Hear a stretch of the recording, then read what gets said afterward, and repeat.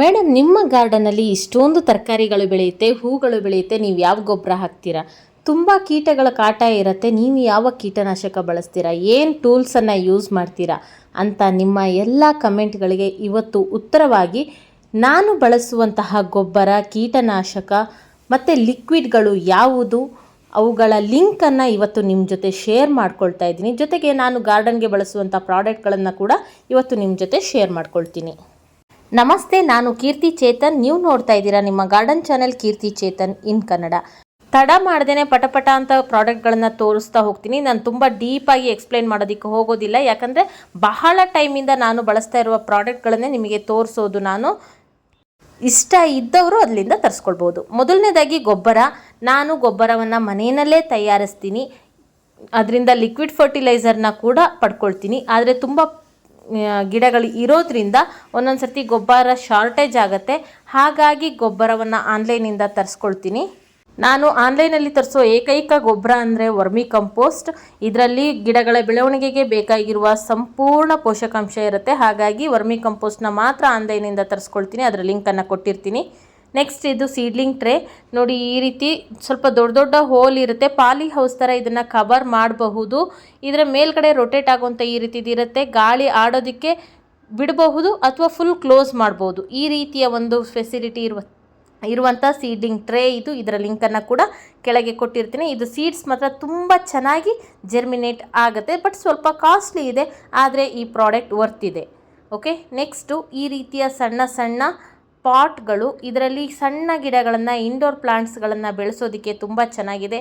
ಮತ್ತು ಸ್ವಲ್ಪ ದೊಡ್ಡದಿರುವ ಸೀಡ್ಸ್ಗಳನ್ನು ಜರ್ಮಿನೇಟ್ ಮಾಡೋದಕ್ಕೆ. ಮತ್ತು ನಾನು ಇದರಲ್ಲಿ ಸೇವಂತಿಗೆ ಎಲೆಯನ್ನು ಕವರ್ ಮಾಡಿಟ್ಟು ಮತ್ತೆ ರೀಗ್ರೋತ್ ಮಾಡೋದಕ್ಕೆ ಬೆಳೆಸ್ತಾ ಇದ್ದೀನಿ. ಆಮೇಲೆ ಸಕ್ಲೆಂಟ್ಗಳು, ಸಣ್ಣ ಸಣ್ಣ ಗಿಡಗಳನ್ನು ಬೆಳೆಸೋದಕ್ಕೆ, ಇಂಡೋರಲ್ಲಿ ಇಡೋದಕ್ಕೆ ಈ ಪಾಟ್ಗಳು ತುಂಬಾ ಚೆನ್ನಾಗಿದೆ. ಸೀಡ್ಸನ್ನು ಜರ್ಮಿನೇಟ್ ಮಾಡೋದಕ್ಕೆ ಸಹ ಹೆಲ್ಪ್ ಆಗುತ್ತೆ. ಹಾಗಾಗಿ ಇದು ಕಾಂಬೋ ಆಫರಲ್ಲಿ ಈ ರೀತಿಯ ಪಾಟ್ಗಳನ್ನು ನಾನು ತರಿಸ್ಕೊಂಡಿದ್ದೀನಿ.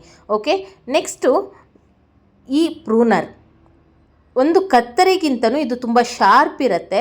ಜೊತೆಗೆ ಚಿಕ್ಕ ಚಿಕ್ಕ ಗಿಡಗಳನ್ನು ಕಟ್ ಮಾಡೋದಕ್ಕೆ ಅಷ್ಟೇ ಅಲ್ಲ, ಸ್ವಲ್ಪ ಹಾರ್ಡ್ ಆಗಿರುವಂತಹ, ಒಣಗಿದ ಗಟ್ಟಿಯಾಗಿರುವಂತಹ ಗಿಡಗಳನ್ನು ಕಟ್ ಮಾಡೋದಕ್ಕೆ ಸಹ ಇದು ಹೆಲ್ಪ್ ಆಗುತ್ತೆ. ಹಾಗಾಗಿ ಈ ರೀತಿಯ ಒಂದು ಪ್ರೂನರ್ ಪ್ರತಿಯೊಂದು ಗಾರ್ಡನಲ್ಲಿ ತುಂಬ ಮುಖ್ಯ. ನೀವು ಯಾವ ಪ್ರಾಡಕ್ಟನ್ನು ಬೈ ಮಾಡಲಿಲ್ಲ ಅಂದ್ರೂ ಸಹ ಈ ಪ್ರೂನರ್ನ ಬೈ ಮಾಡೋದು ನಿಮಗೆ ತುಂಬ ಹೆಲ್ಪ್ ಆಗುತ್ತೆ. ಕತ್ತರಿಯಲ್ಲಿ ಒದ್ದಾಡ್ಕೊಂಡು ಕಟ್ ಮಾಡೋಂಥ ಇದ್ದಿದ್ದೆಲ್ಲ ಈ ಹಾರ್ಡ್ ಪ್ರೂನಿಂಗಿಗೆ ಎಲ್ಲ ಇದು ತುಂಬಾ ಹೆಲ್ಪ್ ಆಗುತ್ತೆ. ಸಾಫ್ಟ್ ಪ್ರೂನ್ ಮಾಡುವಾಗಲಿ, ಹಾರ್ಡ್ ಪ್ರೂನ್ ಮಾಡುವಾಗ ಈ ಪ್ರೂನರ್ಗಳು ತುಂಬಾ ಹೆಲ್ಪ್ ಆಗುತ್ತೆ. ಹಾಗಾಗಿ ಪ್ರೂನರನ್ನು ಬೈ ಮಾಡಬಹುದು. ಓಕೆ, ನಮ್ಮ ನೆಕ್ಸ್ಟ್ ಪ್ರಾಡಕ್ಟ್. ತುಂಬ ಹಿಂದೆ ಇದ್ರ ವ್ಯಾಲ್ಯೂ ನನಗೆ ಗೊತ್ತೇ ಇರಲಿಲ್ಲ. ಈಗೀಗ ನಾನು ಇದನ್ನು ರೆಗ್ಯುಲರ್ ಆಗಿ ಬಳಸ್ತೀನಿ. ಪ್ರತಿ 15ರಿಂದ 20 ದಿನಕ್ಕೊಮ್ಮೆ 1 ಲೀಟರ್ ನೀರಿಗೆ 5 ml ಸೀವೀಡ್ ಲಿಕ್ವಿಡನ್ನು ಮಿಕ್ಸ್ ಮಾಡಿ ಕೊಡೋದ್ರಿಂದ ಗಿಡದಲ್ಲಿ ಎಲೆಗಳು ಹಸಿರಾಗಿದ್ದು ಹೆಚ್ಚು ಹೂಗಳು ಬಿಡುತ್ತೆ. ಆ ಗಿಡ ತುಂಬ ಆರೋಗ್ಯವಾಗಿರುತ್ತೆ. ಒಂದು ಒಳ್ಳೆ ಲಿಕ್ವಿಡ್ ಫರ್ಟಿಲೈಸರ್ನ ಇದರಿಂದ ತಯಾರಿಸಿ ಕೊಡಬಹುದು. ಒಂದು ಸರ್ತಿ ಬೈ ಮಾಡಿದ್ರೆ ತುಂಬ ಟೈಮ್ ಯೂಸಿಗೆ ಬರುತ್ತೆ. ಹಾಗಾಗಿ ಇದೊಂದು ಒಳ್ಳೆ ಲಿಕ್ವಿಡ್. ನಿಮಗೆ ಕೂಡ ಅದನ್ನು ಮೆನ್ಷನ್ ಮಾಡಿರ್ತೀನಿ. ನೆಕ್ಸ್ಟ್ ಬರೋದು ಎಪ್ಸಮ್ ಸಾಲ್ಟ್. ನಾನು ಇದನ್ನು ತುಂಬ ಟೈಮಿಂದ ಬಳಸ್ತಾ ಇದ್ದೀನಿ. ತುಂಬ ಕಡಿಮೆ ಪ್ರಮಾಣದಲ್ಲಿ ಬಳಸ್ತೀನಿ. ಹಾಗಾಗಿ 1 kg ತರಿಸ್ಕೊಂಡಿರೋದು ನನಗೆ 7-8 ತಿಂಗಳು ಮೇಲಾದ್ರೂ ಇನ್ನೂ ಸುಮಾರಿದೆ. ಸೊ ಎಪ್ಸಮ್ ಸಾಲ್ಟ್ ಕೂಡ ಗಿಡದ ಎಲೆಯನ್ನು ಹಸಿರಾಗಿಡೋದಕ್ಕೆ ಹೆಲ್ಪ್ ಮಾಡುತ್ತೆ. ಎಲೆಗಳು ಹಳದಿಯಾಗಿ ಉದುರೋದನ್ನು ತಡೆಯುತ್ತೆ. ಗಿಡವನ್ನು ಸ್ಟ್ರೆಸ್ಸಿಂದ ಕಡಿಮೆ ಮಾಡುತ್ತೆ. ಹಾಗಾಗಿ ಇದು ಕೂಡ ಗಾರ್ಡನಲ್ಲಿ ತುಂಬ ಚೆನ್ನಾಗಿ ಯೂಸ್ ಆಗುತ್ತೆ. ರೀಪಾಟ್ ಮಾಡಿದಾಗ ಇದನ್ನು ಒಂದೊಂದು ಸ್ಪೂನ್ ಬಳಸಿದ್ರೆ ಗಿಡ ಶಾಕ್ಗೆ ಒಳಗಾಗೋದಿಲ್ಲ. ಓಕೆ, ನೆಕ್ಸ್ಟ್ ಪ್ರಾಡಕ್ಟು ತುಂಬಾ ಅಗತ್ಯ ಇರುವಂತಹ ಪ್ರಾಡಕ್ಟು ನೀಮ್ ಆಯಿಲು. ಯಾವುದೇ ರೀತಿಯ ಕೀಟಗಳು ಗಾರ್ಡನಲ್ಲಿ ಕಾಣಿಸ್ಕೊಂಡ್ರೂ ಸಹ ನಾನು ಬಳಸೋದು ನೀಮ್ ಆಯಿಲು. 1 ಲೀಟರ್ ನೀರಿಗೆ 5 ml ನೀಮ್ ಆಯಿಲ್ನ ಬಳಸಿ ಸ್ಪ್ರೇ ಮಾಡಿದ್ರೆ ಯಾವುದೇ ಕೀಟಗಳಿದ್ರೂ ಸಹ ಕಂಟ್ರೋಲ್ಗೆ ಬರುತ್ತೆ. ಪ್ರತಿ ಗಾರ್ಡನಲ್ಲೂ ಇರಬೇಕಾಗಿರುವಂತಹ ಒಂದೊಳ್ಳೆ ಪ್ರಾಡಕ್ಟ್ ಇದು.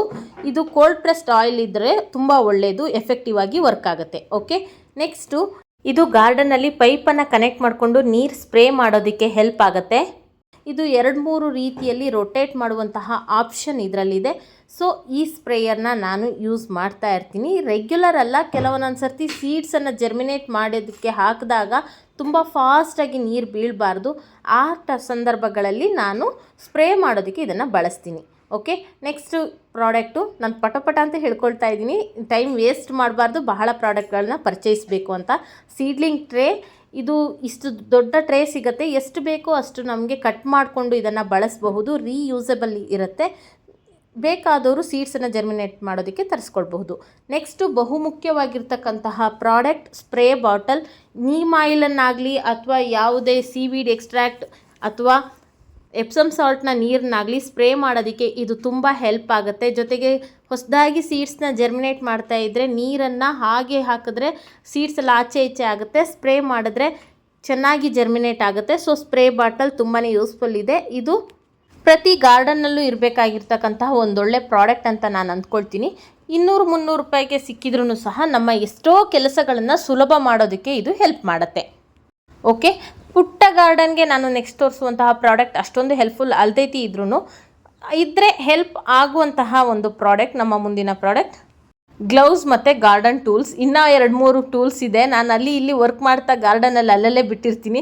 ಸೊ ವಿಡಿಯೋ ಮಾಡುವಾಗ ಸಿಕ್ಕಿದ್ದು ಇದನ್ನು ತೋರಿಸ್ತಾ ಇದ್ದೀನಿ. ಗ್ಲೌಸ್ಗಳನ್ನು ನಾನು ಈ ಏನು ಕಿಚನ್ ವೇಸ್ಟ್ ಕಾಂಪೋಸ್ಟನ್ನು ರೆಡಿ ಮಾಡ್ತೀನಿ ಅದಕ್ಕೆ ಮಾತ್ರ ಬಳಸ್ತೀನಿ. ಬೇರೆ ಮಣ್ಣಿನ ಜೊತೆ ಕೆಲಸ ಮಾಡುವಾಗ ಗ್ಲೌಸನ್ನು ಬಳಸೋದಿಲ್ಲ. ಅದ್ರ ಬಿಟ್ಟು ಈ ಟೂಲ್ಸ್ಗಳಿಂದ ತುಂಬಾ ಹೆಲ್ಪ್ಫುಲ್ ಇದೆ. ಎಲ್ಲ ಲಿಂಕನ್ನು ಕೂಡ ಕೊಟ್ಟಿರ್ತೀನಿ, ತರಿಸ್ಕೊಳ್ಬಹುದು. ಪ್ರಾಡಕ್ಟ್ ಮೇ ಬಿ ಸ್ವಲ್ಪ ವೇರಿ ಆಗಬಹುದು, ಯಾಕಂದರೆ ಇದೆಲ್ಲ ನಾನು ತುಂಬ ಟೈಮ್ ಹಿಂದೆ ತರಿಸ್ಕೊಂಡಿರೋದು. ಬಟ್ ಲಿಂಕನ್ನು ಶೇರ್ ಮಾಡಿರ್ತೀನಿ. ಓಕೆ, ನಮ್ಮ ನೆಕ್ಸ್ಟ್ ಪ್ರಾಡಕ್ಟ್ ತುಂಬಾ ಮುಖ್ಯವಾಗಿರುವಂಥದ್ದು ಗ್ರೋ ಬ್ಯಾಗ್. ನಾನು ದಾಸವಾಳ ಗಿಡಗಳನ್ನೆಲ್ಲ ಗ್ರೋ ಬ್ಯಾಗಲ್ಲಿ ಬೆಳೆಸಿರುವಂಥದ್ದು. ಇದು 12x12 ಇಂಚ್ನ ಗ್ರೋ ಬ್ಯಾಗು. ಇದು ತುಂಬ ಚೆನ್ನಾಗಿ ವರ್ಕ್ ಆಗುತ್ತೆ. ಪಾಟಲ್ಲಾದರೆ ನೀರೇನಾದರೂ ಡ್ರೈನೇಜ್ ಹೋಲಲ್ಲಿ ಕಟ್ಕೊಂಡ್ರೆ ಮತ್ತೆ ರೀಪಾಟೇ ಮಾಡಬೇಕು. ಬಟ್ ಗ್ರೋ ಬ್ಯಾಗಲ್ಲಾದರೆ ಊದ್ಬತ್ತಿ ತೊಗೊಂಡು ಹೋಲ್ ಮಾಡಿದ್ರೂ ಸಹ ಡ್ರೈನೇಜ್ ಕ್ಲಿಯರ್ ಆಗುತ್ತೆ. ಮಣ್ಣಲ್ಲಿ ನೀರು ನಿಲ್ಲೋದಿಲ್ಲ. ಇದು ದೊಡ್ಡ ಗ್ರೋ ಬ್ಯಾಗ್. ಇದರಲ್ಲಿ ನಾನು ಬೀಟ್ರೋಟ್ ಗಿಡವನ್ನು ಬೆಳೆಸ್ತಾ ಇದ್ದೀನಿ. ಇದರ ಲಿಂಕನ್ನು ಕೂಡ ಶೇರ್ ಮಾಡಿರ್ತೀನಿ. Next product cocopeat. ಯಾವುದೇ ಒಂದು ಕಟ್ಟಿಂಗ್ಸನ್ನು ಜರ್ಮಿನೇಟ್ ಮಾಡೋದಕ್ಕೆ ಅಥವಾ ಸೀಡ್ಸನ್ನು ಜರ್ಮಿನೇಟ್ ಮಾಡೋದಕ್ಕೆ ತುಂಬಾ ಹೆಲ್ಪ್ ಆಗುತ್ತೆ. ಈ ರೀತಿ ಕೋಕೋಪೀಟ್ ಬ್ಲಾಕ್ಗಳನ್ನು ತರಿಸ್ಕೊಂಡು ಅದನ್ನು ನೀರಲ್ಲಿ ನೆನೆಸಿಟ್ಟು ಒಣಗಿಸಿ ಡ್ರೈ ಮಾಡಿ ನಾನು ಹೀಗೆ ಎತ್ತಿಟ್ಕೊಂಡಿರ್ತೀನಿ. ಬೇಕಾದಾಗ ತಕ್ಷಣಕ್ಕೆ ಬಳಸ್ಕೊಳ್ಳೋದಕ್ಕೆ ಹೆಲ್ಪ್ ಆಗುತ್ತೆ. ಓಕೆ, ನೆಕ್ಸ್ಟ್ ಪ್ರಾಡಕ್ಟು ಈ ರೀತಿಯ ಬಳ್ಳಿ ಗಿಡಗಳನ್ನು ಹಬ್ಬಿಸೋದಕ್ಕೆ ಹೆಲ್ಪ್ ಆಗುವಂತಹ ಮಾಸ್ ಸ್ಟಿಕ್. ಇದು ನನಗೆ ಓಕೆ ಪ್ರಾಡಕ್ಟ್ ಅಂತ ಏನು ಗುಡ್ ಅಂತ ಏನು ಅನಿಸಿಲ್ಲ. ಬಟ್ ತರಿಸಿದ್ದೀನಿ, ನಿಮಗೆ ತೋರಿಸ್ಬೇಕು ಹಾಗಾಗಿ ತೋರಿಸ್ತಾ ಇದ್ದೀನಿ. ಬೇಕಾದವರು ತರಿಸ್ಕೊಳ್ಬೋದು, ಹೆಲ್ಪ್ ಆಗುತ್ತೆ. ಬಟ್ ಓಕೆ ಅಷ್ಟೇ. ಆ್ಯಂಡ್ ಈ ವಾಟರ್ ಕ್ಯಾನ್, ಇದನ್ನು ಕೂಡ ನಾನು ಆನ್ಲೈನಲ್ಲೇ ತರಿಸ್ಕೊಂಡಿದ್ದು. ಇದು ಕೂಡ ಓಕೆ ಪ್ರಾಡಕ್ಟ್, ತುಂಬ ಅಗತ್ಯ ಅಂತ ನಾನೇನು ಹೇಳೋದಕ್ಕೆ ಹೋಗೋದಿಲ್ಲ. ಓಕೆ, ಈ ಎಲ್ಲ ಪ್ರಾಡಕ್ಟ್ಗಳ ಲಿಂಕನ್ನು ಸಹ ನಾನು ನಿಮಗೆ ಟ್ಯಾಗ್ ಮಾಡಿರ್ತೀನಿ. ಪ್ರಾಡಕ್ಟ್ಗಳು ಸ್ವಲ್ಪ ವೇರಿ ಬರಬಹುದು, ಯಾಕಂದರೆ ನಾನು ಇದೆಲ್ಲವನ್ನು ತರಿಸ್ಕೊಂಡು ತುಂಬ ಟೈಮ್ ಆಗಿದೆ. ತುಂಬ ಟೈಮ್ಗಳಿಂದ ನಾನು ಇದನ್ನು ಬಳಸ್ತಾ ಇದ್ದೀನಿ. ಯಾವ ಪ್ರಾಡಕ್ಟ್ ತುಂಬ ಚೆನ್ನಾಗಿದೆ ಅದನ್ನು ಮಾತ್ರ ನಾನು ನಿಮಗಿಲ್ಲಿ ತೋರಿಸಿರೋದು. ಕೆಲವೊಂದಿಷ್ಟು ಪ್ರಾಡಕ್ಟ್ಗಳು ನನಗೆ ನೆಗೆಟಿವ್ ಇಂಪ್ಯಾಕ್ಟ್ ಆಗಿದೆ, ಅವುಗಳನ್ನು ನಾನು ನಿಮಗಿಲ್ಲಿ ತೋರಿಸಿಲ್ಲ. ಓಕೆ ಸ್ನೇಹಿತರೆ, ನಿಮಗೆ ಇದರಲ್ಲಿ ಯಾವ ಪ್ರಾಡಕ್ಟ್ ಬೇಕಿದೆ ಅದನ್ನು ತರಿಸ್ಕೊಳ್ಬಹುದು. ನಿಮ್ಮ ಗಾರ್ಡನಲ್ಲಿ ಕೂಡ ಬಳಸ್ಕೊಳ್ಬಹುದು. ಗಾರ್ಡನ್ನ ಕೆಲಸಗಳು ಸ್ವಲ್ಪ ಸುಲಭ ಆಗುತ್ತೆ, ಹೆಲ್ಪ್ಫುಲ್ ಆಗುತ್ತೆ ಅಂತ ಭಾವಿಸ್ತೀನಿ. ಓಕೆ, ಮುಂದೆ ದಾಸವಾಳದ ಎಲೆಗಳು ಹಳದಿಯಾಗೋದಕ್ಕೆ ಕಾರಣ ಏನು, ಅದರ ಪರಿಹಾರ ಏನು ಎಂಬುದರ ಬಗ್ಗೆ ಮುಂದಿನ ವಿಡಿಯೋದಲ್ಲಿ ನಿಮ್ಮ ಜೊತೆ ಹಂಚ್ಕೊಳ್ತೀನಿ. ಅಲ್ಲಿವರೆಗೂ ಟೇಕ್ ಕೇರ್, ಬಾಯ್, ಹ್ಯಾಪಿ ಗಾರ್ಡನಿಂಗ್.